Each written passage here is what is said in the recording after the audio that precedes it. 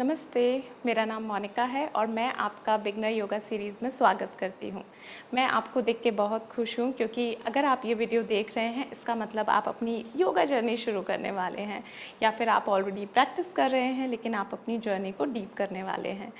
तो आप एकदम सही जगह पे हैं क्योंकि ये पर्टिकुलर जो सीरीज़ है वो मैंने ऐसे लोगों के लिए बनाई है जो ऑनलाइन प्रैक्टिस करते हैं। तो बिना टीचर के प्रैक्टिस करना बहुत ही चैलेंजिंग हो सकता है और ये मैं बहुत अच्छे से समझ सकती हूँ। इसलिए मैं आपको काफ़ी डेप्थ में ले जाऊँगी हर आसना के और जो भी प्रैक्टिस के डिफरेंट डिफरेंट पाथ्स होते हैं उसमें, जिससे कि आप अपनी प्रैक्टिस में आप काफ़ी कॉन्फिडेंट फील कर सकें जब आप ऑनलाइन प्रैक्टिस कर रहे हैं बिना किसी सुपरविजन के।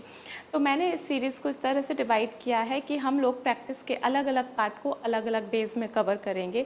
जैसे कि एक प्रैक्टिस में होता है एक वार्म अप, फिर आप सूर्य नमस्कारा करते हैं, फिर आप खड़े होकर जितनी भी आसनाएं हैं वो करते हैं, आप बैठने वाली आसनास करते हैं, आप लेटने वाली आसनास करते हैं और एंड में जाके हम शवासना करते हैं। फिर हम अपना मेडिटेशन प्राणायाम करते हैं। तो ये एक तरह से पूरी प्रैक्टिस होती है जब हम योगा की प्रैक्टिस करते हैं। तो उसको मैंने एक 6 पार्ट्स में डिवाइड किया है। तो हम डे वाइज ये प्रैक्टिस करेंगे। डे 1 पे हम लोग वार्म अप पे फोकस करेंगे, पूरा डिटेल में उसको समझेंगे। डे 2 में हम लोग सूर्य नमस्कारा पे फोकस करेंगे।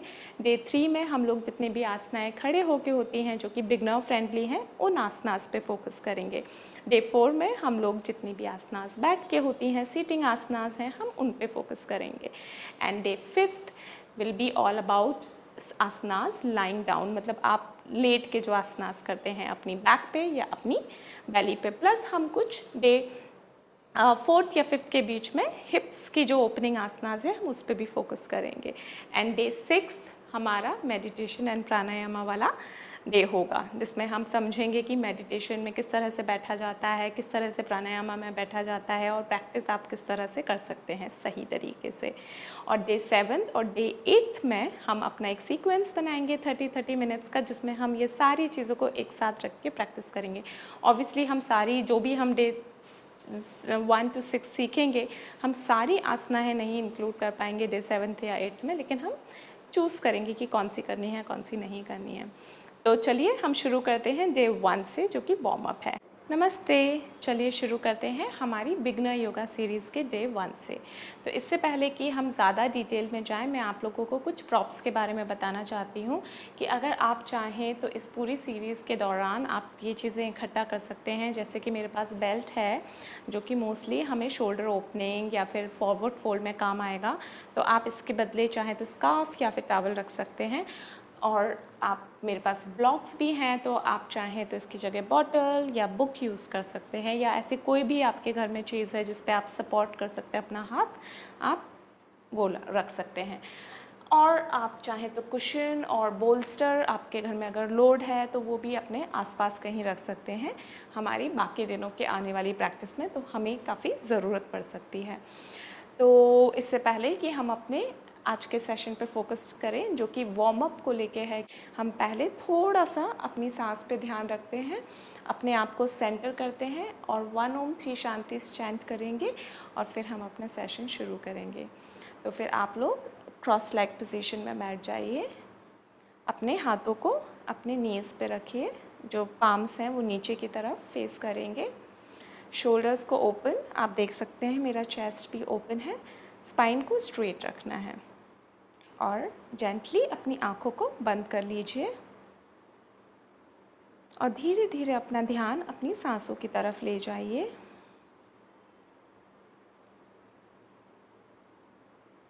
और आपको हम अपनी आती जाती हुई सांसों को सिर्फ नोटिस करना है, देखना है। आप उसमें कोई भी अपनी सांस के किसी भी रिदम को आप डिस्टर्ब नहीं कर रहे हैं, आप सिर्फ उसको देखना है।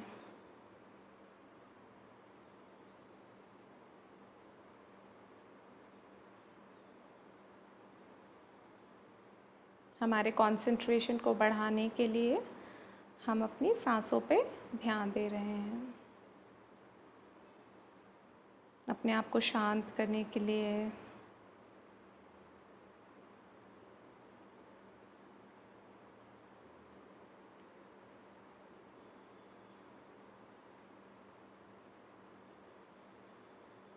और अब आप धीरे से अपने दोनों हाथों को अपनी चेस्ट के सामने जोड़ लीजिए नमस्ते की मुद्रा में और हम एक ओम 3 शांति चैंट करेंगे। सो गहरी लंबी सांस लीजिए।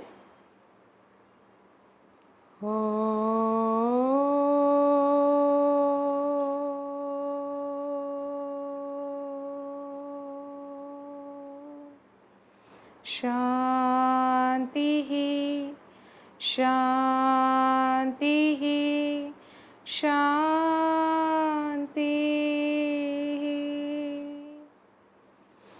उस सांस को छोड़ते हुए आप अपनी दोनों आँखों को खोल सकते हैं।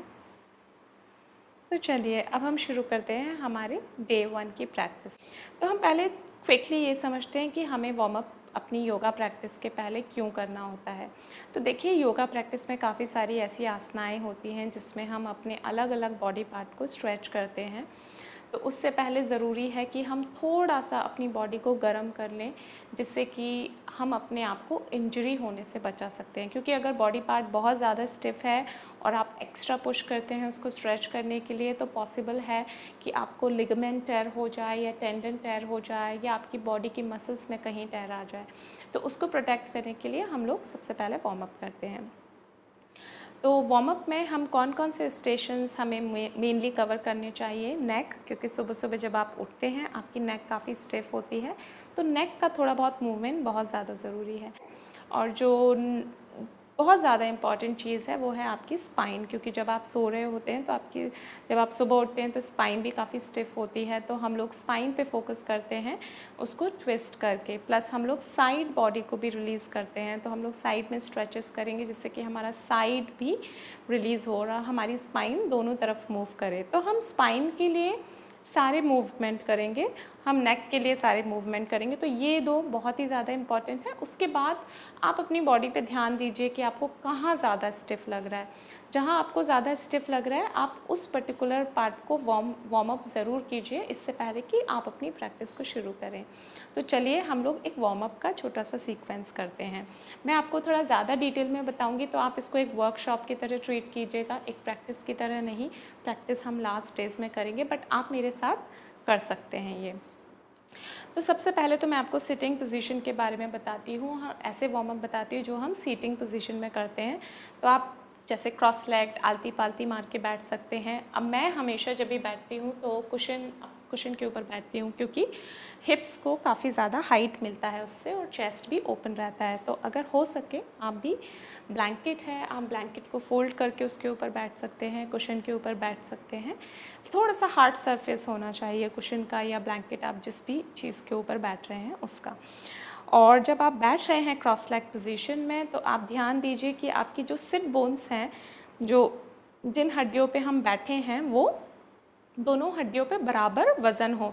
तो ऐसा नहीं कि हम साइड में किसी भी साइड में टिल्ट कर रहे हैं, तो दोनों हड्डियों पे वज़न बराबर है। तो उसके लिए आप जस्ट नोटिस कीजिए, आँख बंद करके नोटिस कर सकते हैं या फिर अपना ध्यान वहाँ ले जाइए और एडजस्ट कीजिए अपने आप को, अगर आपको लगता है कि किसी एक हड्डी के ऊपर आप ज़्यादा बैठे हैं। तो फिर हम सीटिंग आसना के वार्म अप शुरू करते हैं। तो सबसे पहले आप सीटिंग आसना में जब वार्म अप शुरू करेंगे, हम नेक को मूव करेंगे। तो दोनों हाथों को अपने नीज़ पे रखना है और सांस लेते हुए अपने नेक को ऊपर की तरफ ले जाना है। और पीछे आप थोड़ा सा गैप रख सकते हैं, बहुत ज़्यादा मूव नहीं करना है नेक को पीछे। हमारी जो नेक की हड्डियाँ होती हैं वो काफ़ी नाजुक होती हैं, तो हमें उस चीज़ का ध्यान रखना है। अब सांस छोड़ते हुए आप अपनी चिन को चेस्ट की तरफ लेके आएंगे, छाती की तरफ। सांस लेते हुए ऊपर, सांस छोड़ते हुए नीचे, सांस लेते हुए ऊपर, सांस छोड़ते हुए नीचे, और फिर अपनी नेक को सेंटर में ले आइए। सेंटर में आ जाइए एकदम बीच में। उसके बाद राइट एंड लेफ़्ट, उसमें सांस छोड़ते हुए सेंटर में आएंगे और सांस लेते हुए लेफ़्ट में, फिर सेंटर में, फिर राइट, फिर exhale centre, inhale left, exhale centre, inhale right, exhale centre, inhale left. फिर से बीच में आ जाइए और फिर हम लोग नेक को राउंड रोटेशन देंगे क्लॉकवाइज, ठीक है, और फिर एंटी क्लॉकवाइज। इनहेल अप, सांस लेते हुए ऊपर, एक्सेल, सांस छोड़ते हुए नीचे, inhale up, exhale down, inhale up, exhale down. अभी हम दूसरी उल्टी डायरेक्शन में करेंगे, तो बाएं से ले जाते हुए गर्दन को दाएं से नीचे की तरफ, और सांस लेने का जो पैटर्न है वो वही रहेगा। ऊपर ले जाएंगे जब गर्दन को तो आपको सांस लेनी है, और जब नीचे लाएंगे तो छोड़नी है। Inhale up and exhale down. इस तरह से आप गर्दन का मूवमेंट करेंगे। कितने राउंड्स लेने हैं आप अपने आप डिसाइड कर सकते हैं। उसके बाद हम लोग साइड बॉडी रिलीज़ करेंगे, तो उसके लिए हाथ दोनों साइड में रखिए और दोनों हाथों को ऊपर उठाइए। जब आप दोनों हाथों को ऊपर उठाएंगे तो ऐसा नहीं कि आपके हाथ ढीले हैं, आपको अच्छे से अपने हाथों को ऊपर की तरफ खींचना है। आप समझिए कि छत से कोई आपके हाथ ऊपर की तरफ खींच रहा है। तो जब आपको ऐसा महसूस होगा तो आप अपनी चेस्ट में और अपने साइड रिब केज में भी एक लिफ्टिंग महसूस करेंगे। आपको ऐसा लगेगा कि आपको हिप्स से भी कोई खींच रहा है, तो उतना आपको स्ट्रेच करना है। उसके बाद एक्सेल करते हुए आप राइट में हाथ को रखिए और बेंड कीजिए, झुक जाइए राइट की तरफ, दाहिने हाथ की तरफ। जो आपका लेफ्ट आर्म है, जो कान है, उससे पैरेलल रहेगा, और लेफ्ट पाम को आपको स्ट्रेच करना है। तो आप या तो ऊपर की तरफ देख सकते हैं या फिर आप अपने पाम की तरफ देख सकते हैं यहाँ पे। ओके, अब अलाइनमेंट देखिए इसका कि मेरे दोनों शोल्डर बिल्कुल सेम लाइन में हैं जब मैं ये कर रही हूँ, और मेरी आर्म बहुत अच्छे से स्ट्रेच है, मेरी कोहनी मुड़ नहीं रही है। तो आपको भी यही अलाइनमेंट रखना है। और अगर आपको लगता है कि आपका जो बायां हाथ है वो आगे की तरफ झुक रहा है या बायां कंधा आगे की तरफ झुक रहा है, तो आप उसको पीछे की तरफ पुश कीजिए। ओके, तो आप यहाँ पे 5 ब्रेथ लीजिए। 1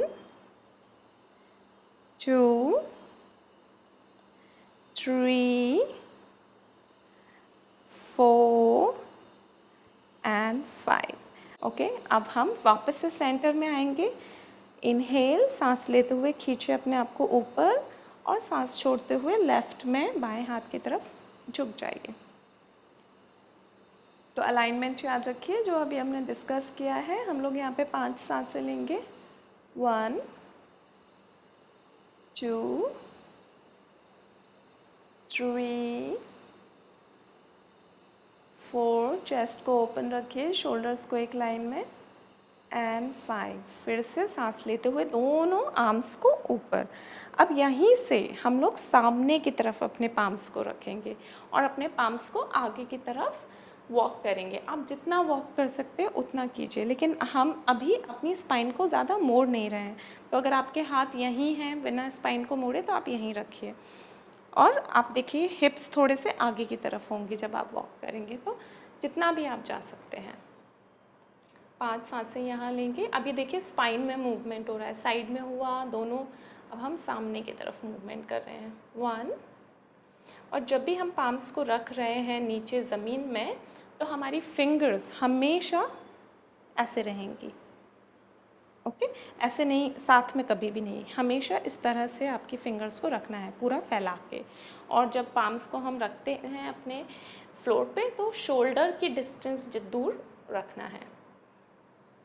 ठीक है, तो आप 5 यहाँ पे सांसें लेके फिर वापस आ जाइए। फिर से अब हम ट्विस्ट करेंगे। ट्विस्ट के लिए इनहेल पहले ऊपर ले जाइए, फिर से आप अपनी स्पाइन को ऊपर की तरफ खींचिए, लंबाई बढ़ानी है हमें अपने ऊपर की बॉडी में। और एक्सेल करते हुए राइट हैंड को राइट हिप जो है राइट हिप के पीछे रखिए, लेफ़्ट पाम को आप राइट नी पे रखिए, मतलब जो आपका दाहिना घुटना है या दाहिना थाई है, छांग है, वहाँ पे आप रख सकते हैं। और हमें डायगोनल देखना है इस गेज पॉइंट पे। तो ये ट्विस्ट है।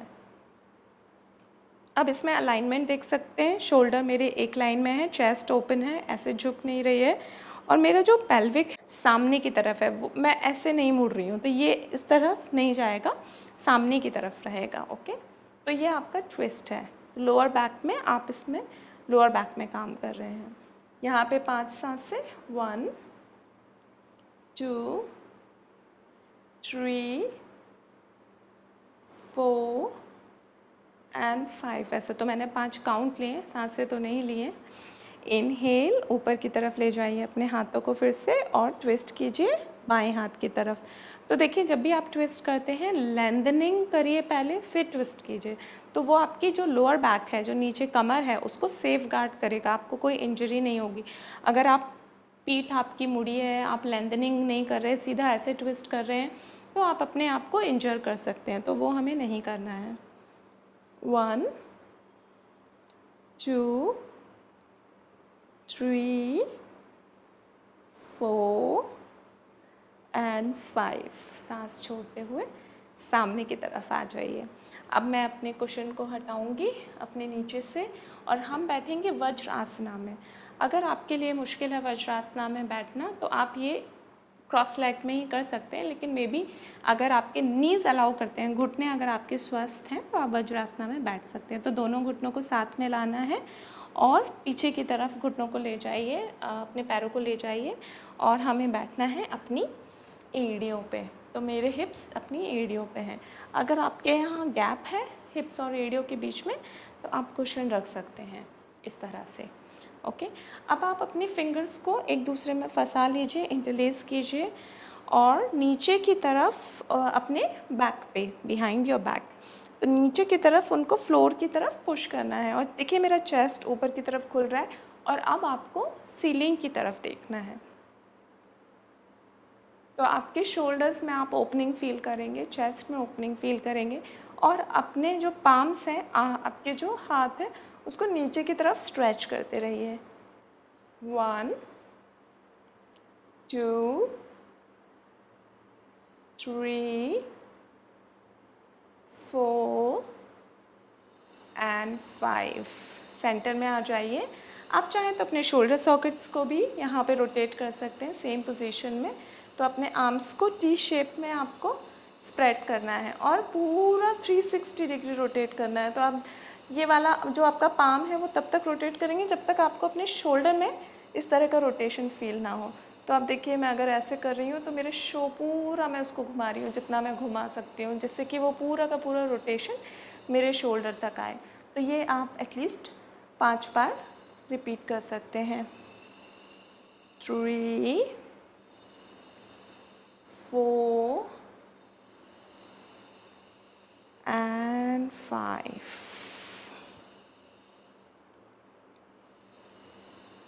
और फिर दोनों हाथों को नीचे ले आइए।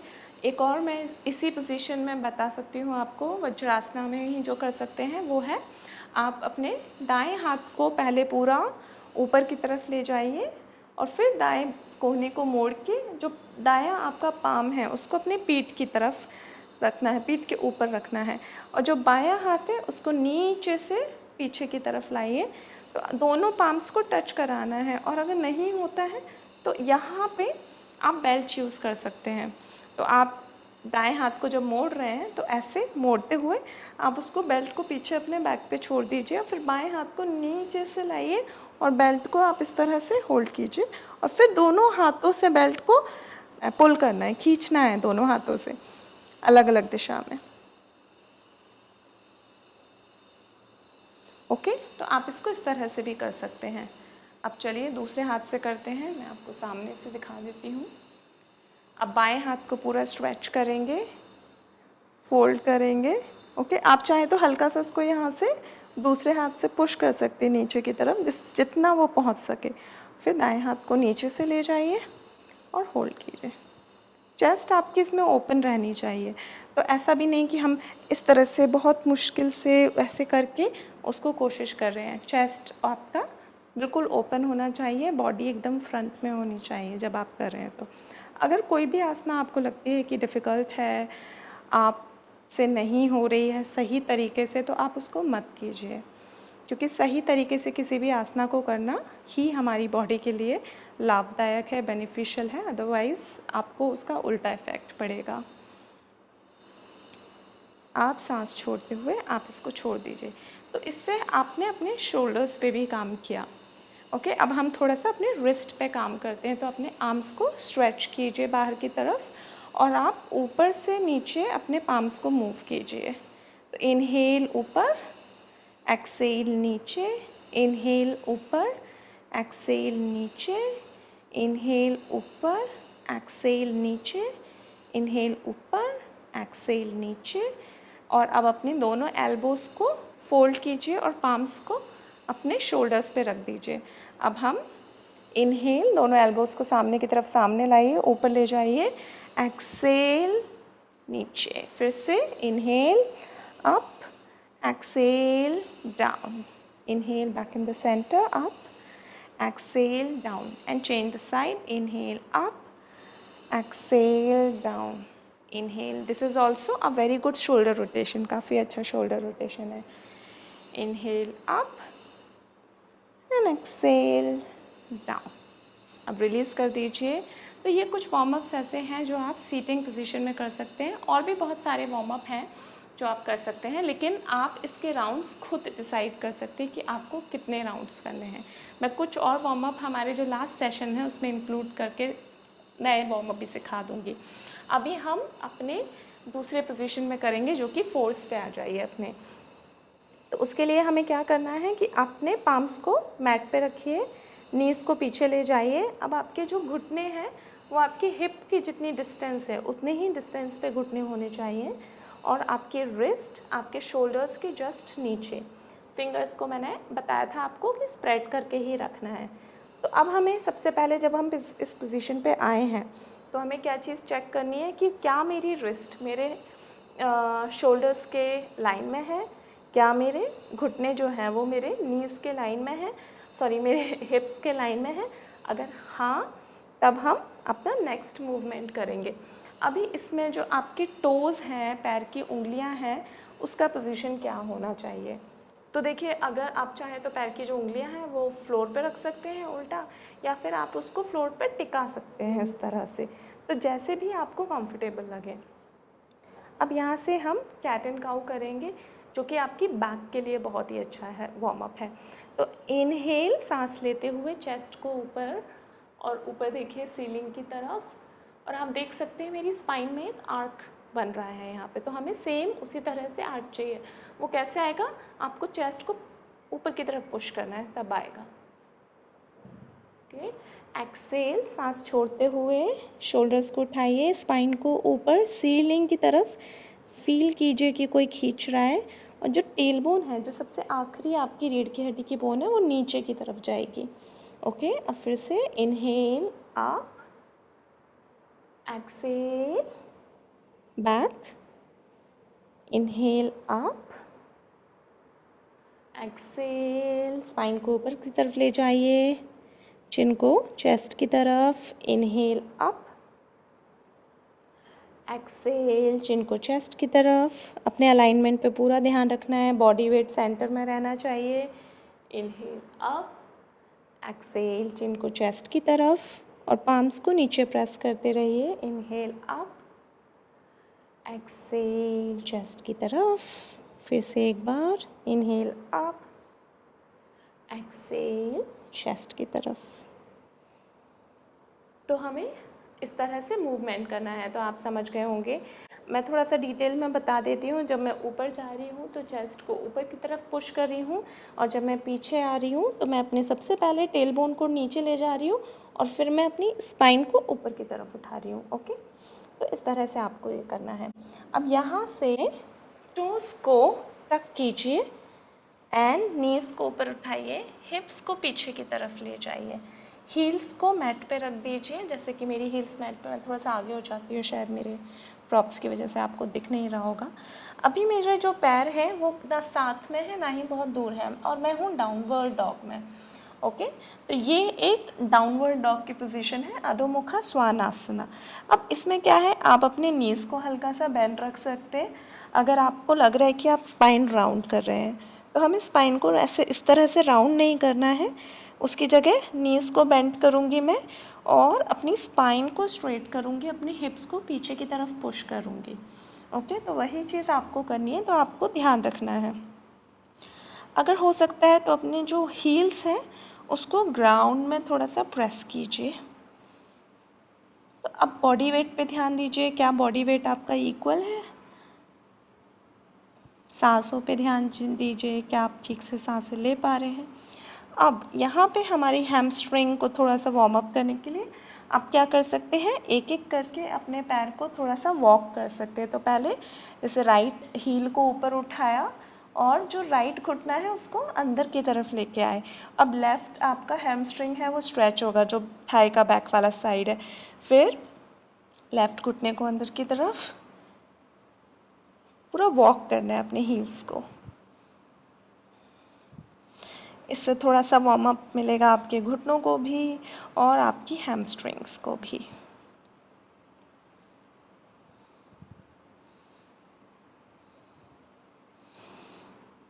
और 5 आप सांसें ले सकते हैं यहाँ पे जब भी आप डाउनवर्ड डॉग में आए। फिर अपने घुटनों को नीचे की तरफ ले आइए और अपनी हील्स पे बैठ जाइए और थोड़ा सा रेस्ट करेंगे चाइल्ड पोज में। तो अगर आपको ये रेस्टिंग नहीं लग रहा है और आपको लग रहा है कि काफ़ी गैप है आपकी हिप्स और हील्स के बीच में, तो आप कुशन रखेंगे जिससे कि उसको हाइट मिले और आप आसानी से थोड़ा सा रिलैक्स कर सकें। और यहाँ पे हमें सिर्फ अपनी सांसों को ऑब्ज़र्व करना है।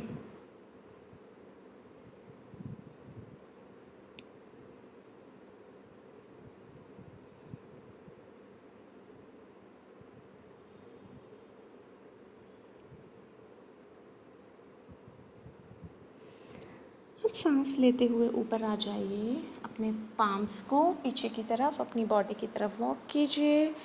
और ये हमारा छोटा सा प्यारा सा सेशन है वार्म अप को लेके। आई होप कि आपको कुछ डिटेल इसमें समझ में आया होगा, जो कि मैंने आपको स्पेसिफिकेशंस बताए हैं हर वार्म अप के, और अलाइनमेंट किस तरह से उसको करना है, उसका सही तरीका क्या है करने का। अगर आपको अभी भी कोई क्वेश्चन है तो आप मुझे कमेंट्स में लिख सकते हैं। मैं आपको नेक्स्ट सेशन में देखूंगी जो कि सूर्य नमस्कारा का है। और अगर अभी तक आपने मेरे वीडियो को लाइक नहीं किया है या चैनल को सब्सक्राइब नहीं किया है तो मेरा आपसे निवेदन है, मेरी रिक्वेस्ट है कि आप वो कर लें, और मैं जल्द ही आपको देखना चाहूँगी। तो चलिए अब ये सेशन ख़त्म करते हैं वानोम छी शांति से। अपने दोनों हाथों को हाथ सेंटर पर ज्वाइन कर लीजिए, गहरी लंबी सांस लीजिए।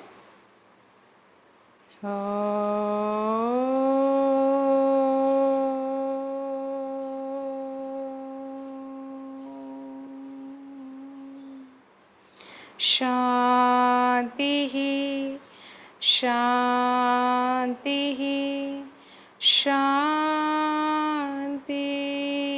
ही। एंड एक्सेल, सांस छोड़ते हुए अपनी दोनों आंखों को खोल लीजिए। थैंक यू मेरे को ज्वाइन करने के लिए। Bye bye.